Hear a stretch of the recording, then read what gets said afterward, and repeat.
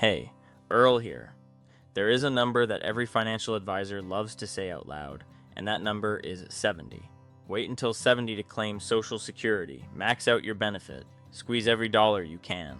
Every article, every calculator, every guy in a button-down shirt on YouTube, 70. Wait until 70. Here's what they leave out. That advice was written for people with desk jobs, investment portfolios, and a family history of living into their 90s. For somebody who has been working a physical job since their 20s, that math is wrong.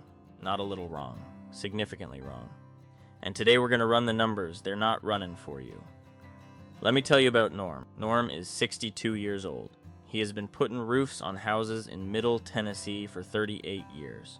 He started when he was 24, learned the trade from his uncle, and has worked for the same roofing company since 1998. His left knee has been bone on bone since he was 54. He takes 4 ibuprofen before work every morning, the same way most people take coffee. His right shoulder started complaining about ladders a couple of years ago, and his body's general opinion of the job has been pretty sour for a while now. His Social Security statement says if he waits until 67, his full retirement age, he'll collect $1,800 a month. If he holds out until 70, that climbs to $2,300. But if he claims right now, at 62, he gets $1,260 a month. Norm's financial guy told him to wait until 70. More money, and the math is better. At least, that's what the spreadsheet said. Here's the math the spreadsheet didn't run. The difference between claiming at 62 and waiting until 67 is 5 years of checks. If Norm takes $1,260 a month starting now, he collects $75,600 in his hand before he ever hits his full retirement age. That's real money, not projected money, money that exists and is his.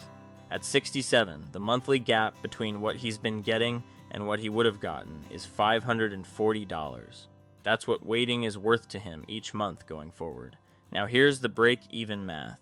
You take that $75,600 he collected early and divide it by the $540 monthly difference. That's 140 months. 140 months past 67 puts Norm at age 78 and a half. Norm has to live to 78 and a half just to break even on waiting. Every year he lives past that, the delayed check was worth it. Every year he doesn't, waiting was the wrong call. Now let me tell you what I think about 78 and a half. Because this part matters more than people realize. The average American man lives to around 76, not 78 and a half, 76. And Norm is not an average American man sitting at a desk all day. Norm is a roofer. He has been climbing ladders in Tennessee summer heat for going on 4 decades. He's had 2 knee scopes, a shoulder repair at 51, and hearing in one ear that quit somewhere around the same time his left knee did. I'm not being cold about it. I'm being honest about it. The break-even math has to include the person in the equation, not just the account balance. If your body has been paying the price of the job since your 30s, the break-even point is not a theoretical exercise. It is the actual question. And the advisors running that spreadsheet are usually not the ones who have spent 38 years on a roof.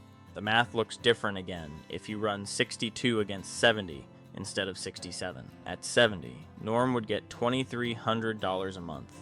But to get there, he walks past 8 years of checks.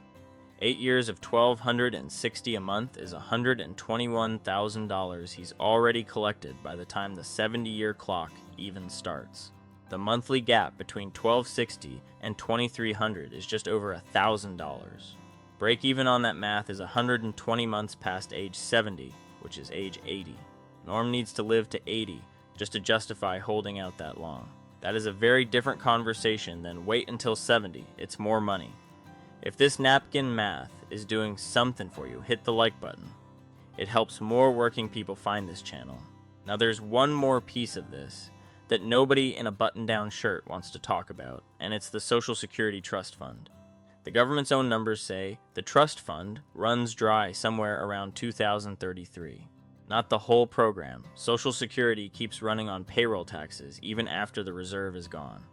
But when the reserve runs out, if Congress does nothing, payouts drop to about 77 cents on every dollar owed. A 23% cut right out of the check. Now I'll tell you what I believe. I believe Congress will fix it before it gets there, the same way they always have. They'll raise the retirement age a little, adjust the formula, kick the can, and pat themselves on the back. That is what Congress does. But I also believe in not building a retirement plan on what Congress might do 8 years from now. If you're 62 today, the math of taking the check versus hoping the fix comes through in time is worth running through your own situation. A bird in the hand is worth something, especially when you're the one who put it there. Let me tell you about Vera. Vera ran the register at the same grocery store for 26 years. She knew every regular customer by name, every sale item before the circular came out, and exactly how many hours were left on every shift by the time she hit year 20. Her feet had opinions about the job she stopped ignoring around year 22. She claimed Social Security at 62, got $1,400 a month. Between that check, what she had saved, and dropping to 15 hours a week at the store, she stopped running the full-time grind the month after she turned 62. She is not fully retired. She works because she likes seeing her regulars, and because standing at a register 15 hours a week is a fundamentally different job than standing at a register 40 hours a week. She told me the $1,400 a month wasn't the whole plan. It was the piece of the plan that made the other pieces possible. Her neighbor said she was leaving money on the table. She said she was tired of standing up. Now here is when waiting actually is the right call, because I am not going to pretend there's one answer for everybody. If you are in genuinely good health with a family that regularly makes it into their mid-80s and beyond, the math starts to shift. You've got enough runway for the delayed credits to actually pay off in your lifetime. If your spouse earns significantly less than you and will rely on your benefit as a survivor benefit after you're gone, your larger monthly check protects them for the rest of their life. That can change the whole picture, especially if the age gap between you two is meaningful.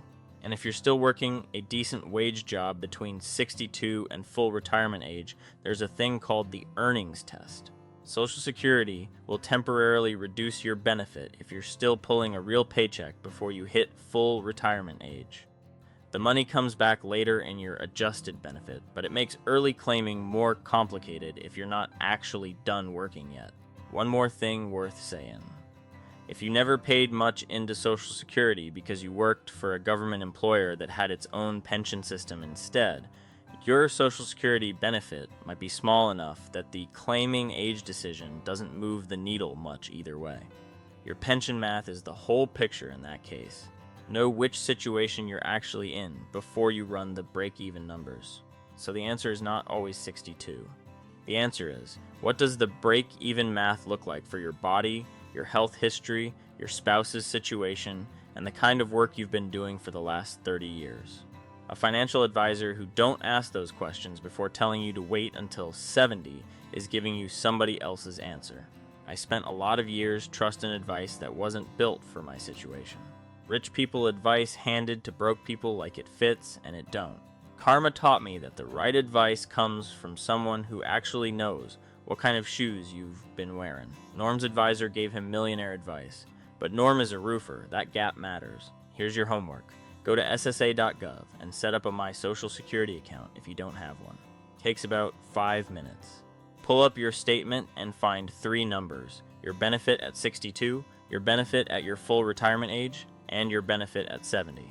Write all 3 down, then run the break-even math yourself. Take the money you'd collect early before your full retirement age and divide it by the monthly difference between early and full. That's your break-even in months. Add it to your full retirement age, and that's the birthday you have to outlive to win the Social Security longevity game. Then come down to the comments and type 60, along with the age you're actually thinking about claiming. Maybe it's 62 because your back hurts and you've earned it. Maybe it's 67 because you feel good and the math works. Maybe you're 51 and you hadn't even thought about this yet. Put your number out there in the comments. When you see somebody else's, give them a thumbs up. We're all working toward the same finish line, just on different days. Subscribe if this is the kind of straight talk that actually helps. No hype, no crypto. No just make 6 figures nonsense. Real math for real people. I'll see you in the next one. Thanks for watching.